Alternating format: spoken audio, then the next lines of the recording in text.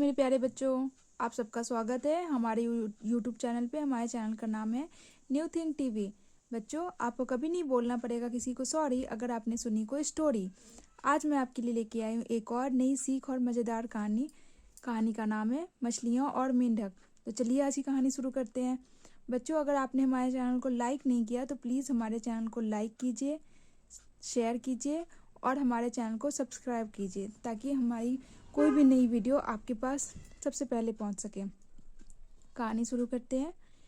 एक बार की बात है, एक छोटे से तालाब में दो रानी मछलियां रहती थीं। एक थी सद्बुद्धि 100 बुद्धियों वाली, दूसरी थी सहस्त्र बुद्धि 1000 बुद्धियों वाली।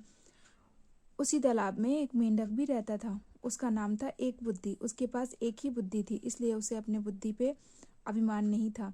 सद्बुद्धि और सहस्त्र बुद्धि को अपनी चतुराई पर बड़ा अभिमान था। एक दिन संध्या समय तीनों तालाब के किनारे बातचीत कर रहे थे। उसी समय उन्होंने देखा कि कुछ मछुआरे हाथों में जाल लेकर वहां आए। उनके जाल में बहुत सारी मछलियां फंस के तड़प रही थी। तालाब के किनारे आकर मछुआरे आपस में बातें करने लगे। एक ने कहा, इस तालाब में खूब सारी मछलियां हैं, ये पानी भी कम है, कल हम यहाँ आकर मछलियां पकड़ेंगे। सबने उसकी बात का समर्थन किया। कल सुबह यहाँ आने का निश्चय करके मछुआरे वहाँ से चले गए। सभी मछलियाँ बहुत चिंतित होकर एक सभा बैठाईं। मैं सुबह होने से पहले इस जलाशय को छोड़कर अपनी पत्नी के साथ दूसरे जलाशय में चला जाऊंगा, यह एक बुद्धि मेंढक ने कहा अपनी पत्नी मेंढकी को देखकर।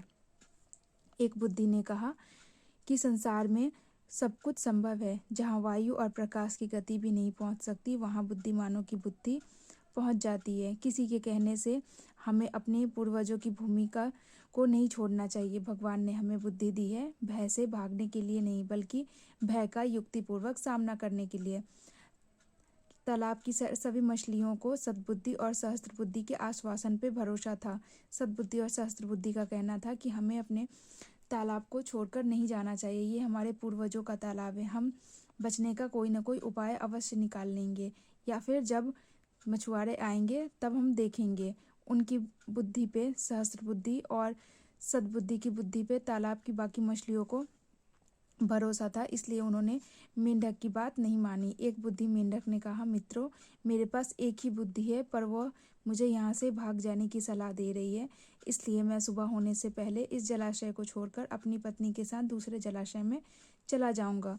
दूसरे दिन वचनानुसार वे मछुआरे वहां आ गए। उन्होंने तालाब में जाल बिछा दिया। तालाब की सभी मछलियां जाल में फंस गई। सद्बुद्धि एवं सहस्त्र बुद्धि ने बचाव के लिए बहुत सारे पैतरे आजमाए, कोशिशें की, किंतु मछुआरे भी तो अनाड़ी न थे। उन्होंने चुन चुनकर सभी मछलियों को जाल में बांध लिया। सबने तड़प तड़प के अपने प्राण दे दिए।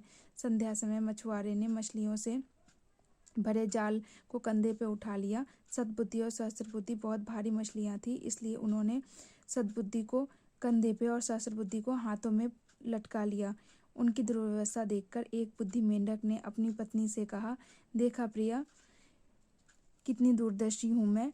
जिस समय सद्बुद्धि कंधे पर और सहस्त्र बुद्धि हाथों में लटकी हुई थी, उस समय मैं एक बुद्धि छोटा सा मेंढक इस जलाशय में निर्मल जल में सनातन विहार कर रहा हूँ। इसलिए मैं कहता हूँ कि विद्या से बुद्धि का स्थान ऊंचा होता है और बुद्धि में भी सहस्त्र बुद्धि की अपेक्षा एक बुद्धि होना अधिक व्यवहारिक है। शिक्षा।